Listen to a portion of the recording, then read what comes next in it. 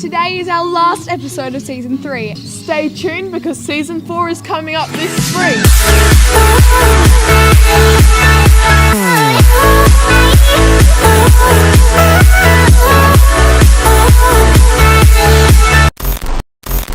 Hey guys, today we're in Rundle.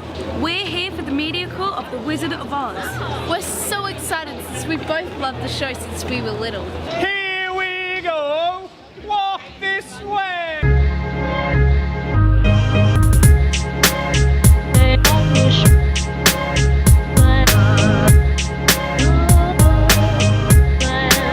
I love The Wizard of Oz. My favourite thing of The Wizard of Oz has always been seeing little Toto on stage. I love puppies and he's such a cute, well-obedient, trained dog. Wake up, Reach the wizard. Hi Adelaide! We're here to see the wizard and we're really excited. Reach the wizard. I love The Wizard of Oz because it's such an amazing show and it's really heartwarming and it has a very strong moral to it.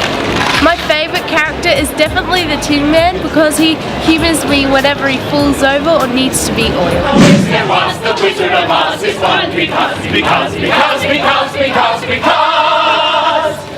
the wonderful things he does.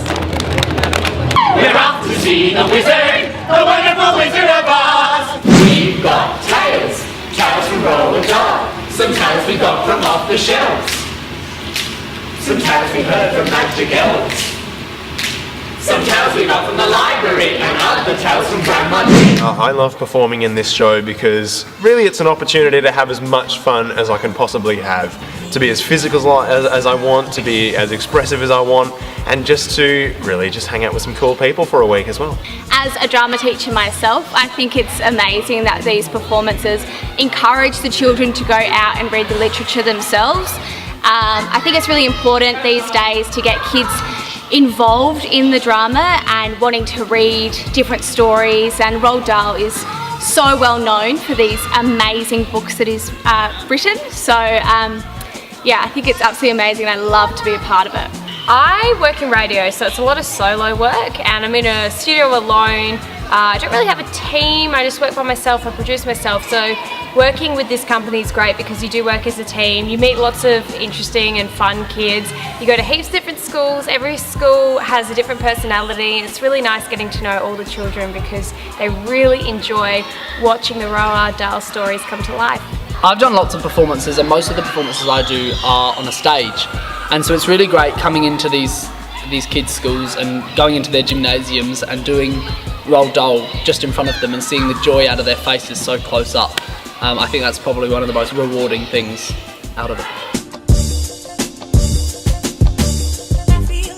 Ladies and gentlemen of media, thanks very much for being with us today. I'm Vince Ciccarella, the CEO of the orchestra. We're thrilled that you could be with us. We've got two wonderful concerts tonight and tomorrow night.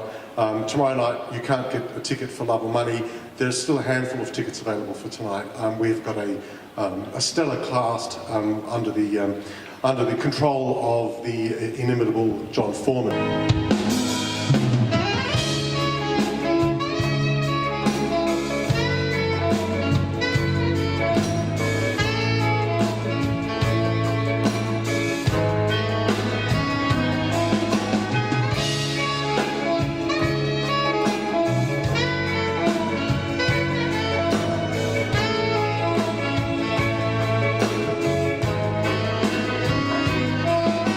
For me, it's a great pleasure. It's very exciting, and it's just everyone's going to be blown away when they hear Casey singing. Oh. So no, but I mean, it is stunning. I've been saying, I mean, everyone is amazing, but I think also because you're the only female in the group, you know, there's something just so remarkable about Casey's voice, and with the Adelaide Symphony, which, you know, we're so lucky to have here in Adelaide.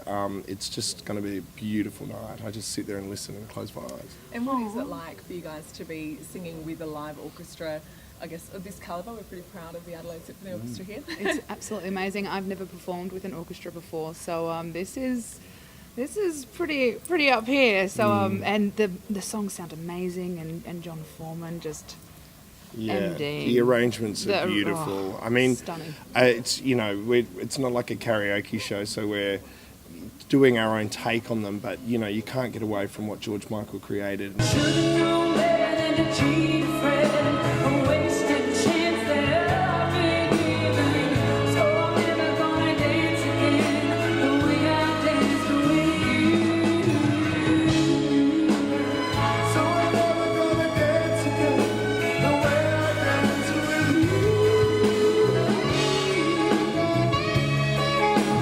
Look, growing up, I heard George Michael on the radio, and he kind of took me through the early years of my teenage years. And yeah, it wasn't until I grew up and started listening to music more often and kind of fell in love. I'm like one of 7 children. My older siblings loved George Michael, but I was probably, out of that era, I loved David Bowie and Prince and all that sort of thing. And then a few years ago, I saw George Michael in Sydney, and he was incredible. He blew me away. His performance was so amazing. It was at the Sydney FC, and it was just absolutely packed. You couldn't get a ticket. And then shortly after that, probably, a few months, I met him, and he was such an incredible man. He was so open with giving advice and so kind and quiet. I found him to be quite like a serious person, and just so much fun though as well. But he was, he was very earnest and caring, yeah.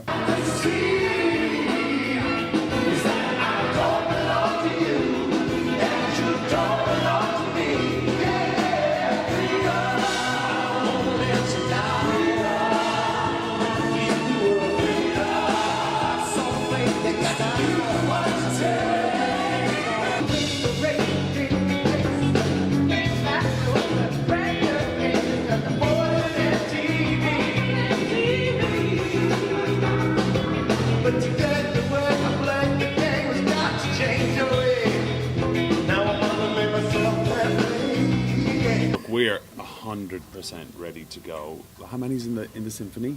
70? 71. Oh my God. 71, yeah. I mean, we were doing amazing, the song Amazing. We were doing it amazingly. Yeah. And I just had a moment where I just stopped performing and started just jumping around. It sounds that magnificent. Yeah, I think is the word. Yeah. It's incredible. Amazing. It's not every day you get to play with a symphony orchestra, and I think Adelaide Symphony Orchestra, best in the country. Best. Yeah. Yeah, so excited.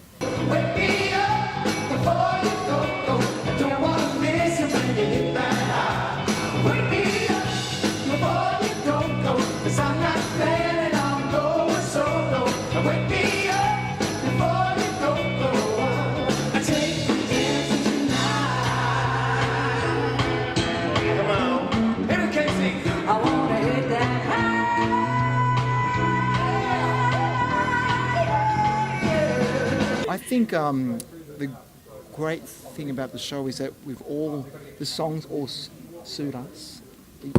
Like I'm doing certain songs that are kind of a bit more on the R&B side and soulful side. So whoever chose the songs really did a great job. Well, the other thing that's come out of this for me is seeing the incredible vocal technique and versatility of George Michael. The fact you've got Andrew De Silva here, such a fantastic R&B singer. You've got Hugh Sheridan, who is a great jazz crooner. You've got the sort of pop sensibilities of Casey and Bobby and Rob. So these 5 great artists are all interpreting a different part of George Michael's vocal style.